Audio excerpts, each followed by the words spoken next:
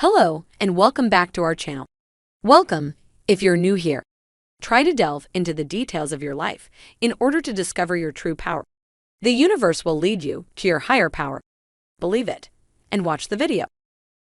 You can add to the abundance of what you're asking for. We'll give you that. In other words, the more you poke around in the unwanted, the more rockets you launch. But so often our beautiful, blessed, physical human friends make an art of resistance. And we want you to make an art out of allowing. We want you to allow yourself to be a vibrational match to what you've become.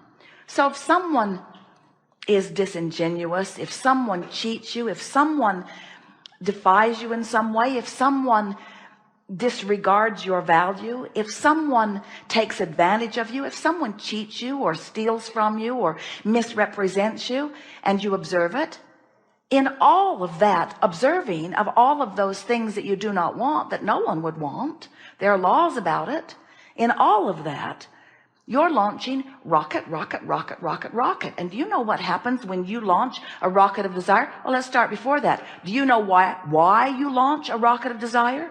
Because in this vibrational universe, there are always two sides to every wave. In other words, you can't know what you don't want without what you do want being an equivalent bounce to that. So the other side of that wave emanates from you, and who you really are, the inner being of you, the source of you, the soul of you, takes that bounce and becomes immediately, present tense, the vibrational equivalent of what you've asked for. So to say it perfectly accurately, the you that was you before you were born and the you that is you even though you're in this physical body, this non-physical spiritual soul source you, took the bounce and became more than you were before you had that negative experience. In other words, your negative experience caused you to ask and therefore expand, and the larger part of you did, real time, right now. But so often in your human form, because you've been trained by what you've observed others doing, to now need to justify why you feel so bad. And it's such an interesting thing.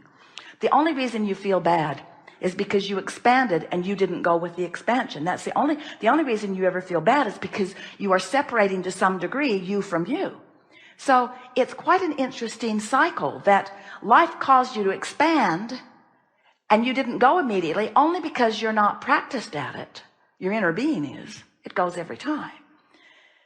But you didn't go with the expansion, and because you didn't go with the expansion, you feel bad, and then you think you feel bad because of the injustice that you're poking at. Isn't that interesting?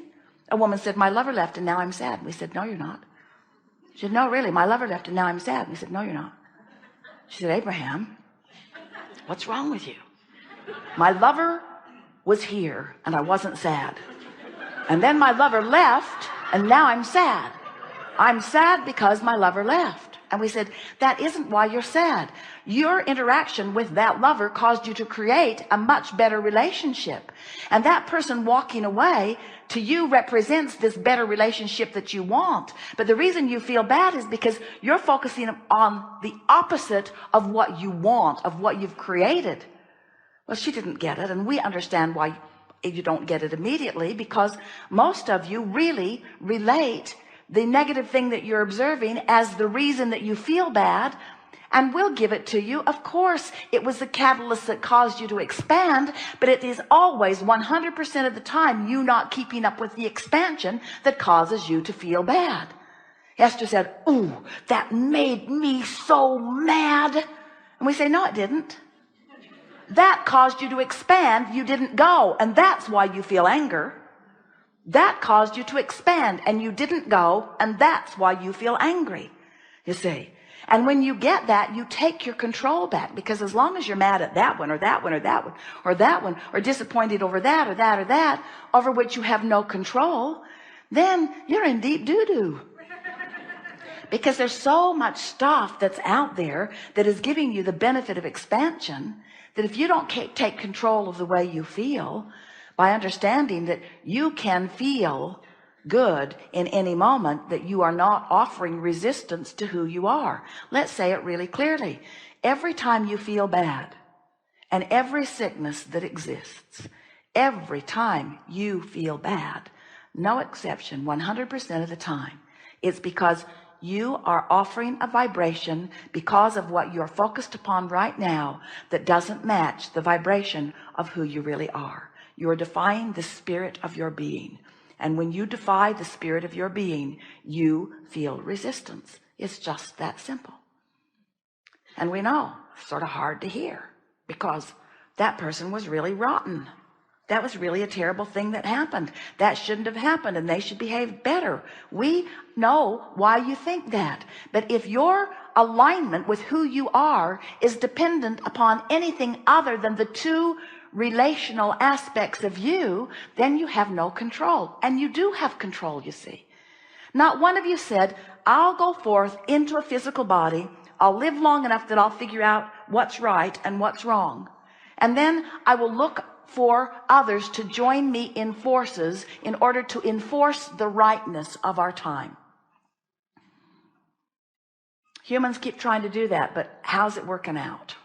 So what we are encouraging is that early on you draw back your action of resistance and you draw back your words of resistance. That if we can convince you of the reality of this vibrational reality, if we can convince you of the realness of this vortex of creation that you've been contributing to before your birth and every day since, if we can help you to understand that before everything that you see that manifests, there is a vibrational version of it brewing. Give in to all of the goodness that is surrounding you and wanting to show evidence of itself to you. Start looking for the evidence of the well-being. It is pervasive. Yeah. It's all around you. Can you hear? We've been touching on this all day here today. Does it feel like an advantage to you to be able to perceive your life through the eyes of Source? And does it feel like you should be figuring it out on your own and that you shouldn't need the eyes of Source?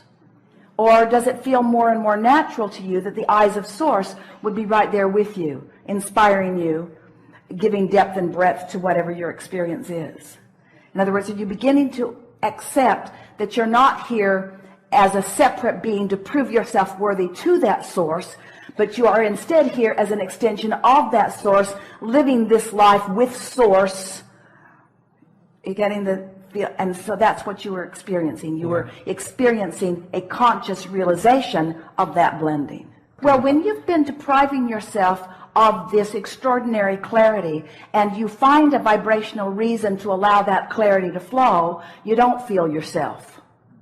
When you're accustomed to being a shadow of yourself and suddenly the full light is flowing through you, it feels a little weird.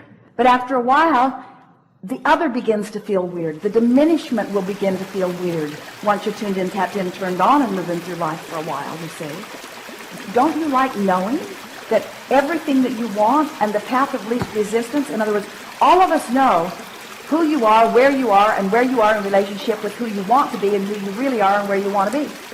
All of us know that. And we're all prompting impulses, and you are allowing them to the degree that your resistance will allow you to receive them. We hope you enjoy our videos, which are more than just educational. They are also changing people's lives. So by sharing our videos, you are also helping to change lives. Thank you, and we'll see you in the next video.